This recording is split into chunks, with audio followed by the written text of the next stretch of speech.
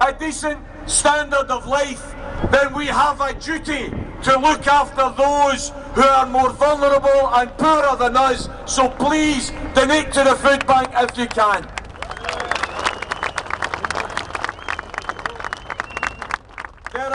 We've tried to put on some kids' entertainment. I know it's difficult to keep the kids amused for hours. It's all free, so there's no charge, don't worry about that. It's all free there. There's also t-shirts and flags that you can buy at the side of the stage here. Everything's a £5, so hopefully not too expensive.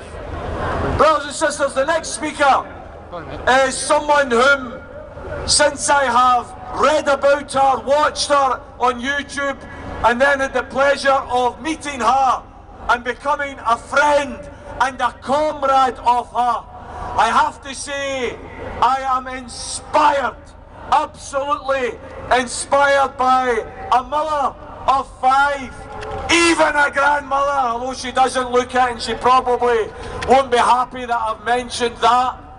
But here is someone who is struggling with a terminal illness, but has refused to succumb, has refused to bend her knee, has refused to allow her spirits to be dampened, and continues to fight for the freedom of our country, for her children and for all of our children, who last week was given and bestowed the wonderful Margot MacDonald Independence Woman of the Year Award.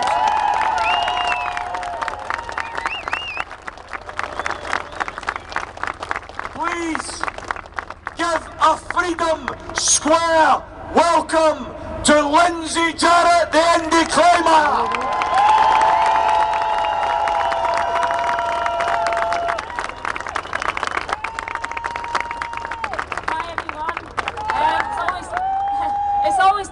To follow on from anything Tommy says, because he's always so passionate when he speaks, and I'm humbled by the way he speaks about me. And also, just before I start on one of my tirades, as I do, I want to thank each and every one of you for all the support you've given me as I've become a bit sicker, and all the support you've given my family, because without that, online, offline, we wouldn't be here today, and I wouldn't be here today, and I wouldn't have the spirit that I've got.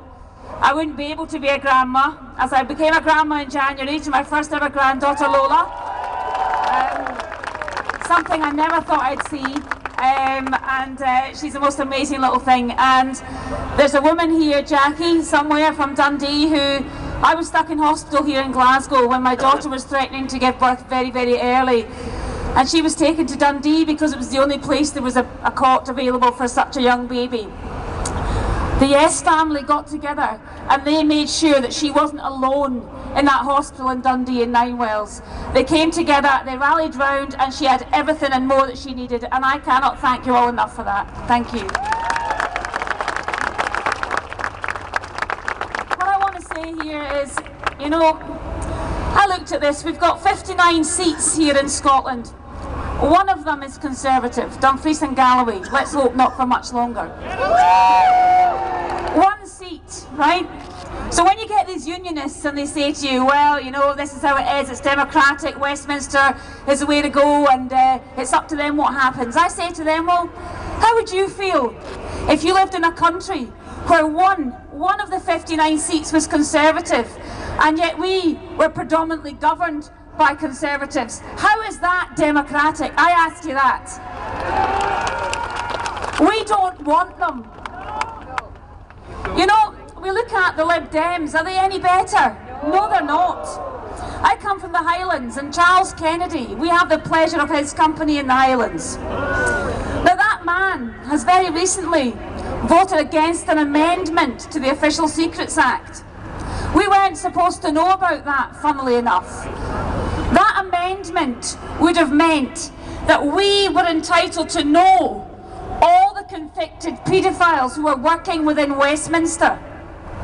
They voted against the amendment so that we would never know who they were. I asked Charles Kennedy why. Why are you so keen to hide these people? And do we really want in Scotland a government full of paedophiles? Do we really? I, for one, as a mother, abhor that. And I cannot believe that anyone would want to hold on to their seat that much that they would vote for that kind of condemnation. I can't believe that. This man, as I say, is up in the Highlands, and we fight really hard to try and get him out, and we are fighting at the moment with obviously the SNP candidate up there. The problem we have is that in the Highlands, quite often, people put a cross in the box for the wee local boy, you know, and that's him. And we're fighting a big battle at home. And those of you that are here from the Highlands today, you're doing a fantastic job, because they're out day and night campaigning for the SNP to try and get shot at this joker. We've also got to remember that we're sat here right now in a Labour council area, aren't we? Interesting, isn't it? When the rise in food banks and poverty, and children with no shoes, children with no clothes, children going to school hungry and cold. But we have a Labour council, eh? And let me tell you this, Rachel Reeves, Labour MP, she liked to say that the Labour Party, we are not a party for the unemployed, she tells us. The Labour Party, she tells us, are not a party for those on benefits.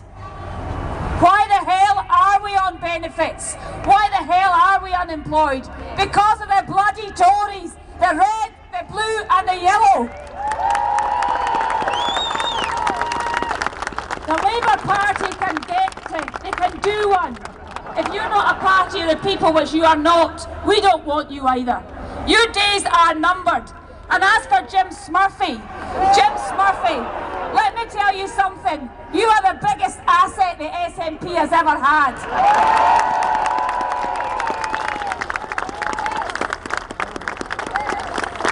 There's one thing I want to say, and it's old news, but Ian Duncan Smith really got on my goat when he said the disabled are not worthy of the minimum wage. I say to him, come face to face with me in a debate and we'll see who's worth the minimum wage. As you know, Gordon Brown is not my favourite person. And lately, his latest tactics are this: they've wheeled him out. 350,000 pensioners within Scotland will receive a leaflet through their door from Gordon Brown telling them once again that their pensions are in danger. When are they going to realise he stole their pension pot years ago? All of you people here today, every one of you make me feel alive. Yeah? Every one of you give me a reason every day to get up, look out the window and go, I've got another day on this planet. Each and every one of you help me do that, and I tell you that from the heart.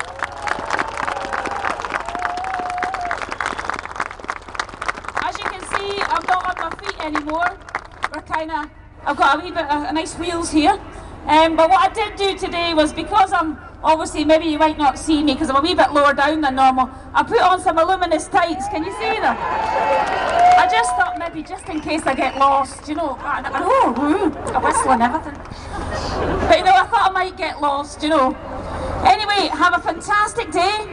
I love you all, and I hope that I can keep coming back and speaking for you. I'm getting a bit weaker, of that I can't deny. But I have fantastic friends here. One in Pat Lee, who will be speaking a bit later, who has said that at the rallies that are to come, if you don't see me, he'll have a message from me. So my voice will work, my words will still come to you, but whether it's me delivering them or not, the passion is still there, believe me, okay? And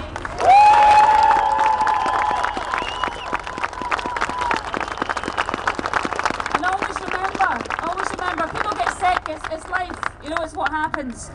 But what I leave behind when I go are 5 beautiful children, 1 granddaughter, and you guys to look after them, so do the job well.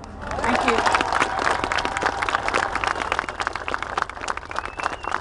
Brothers and sisters, let's hear it for Lindsay Jarrett!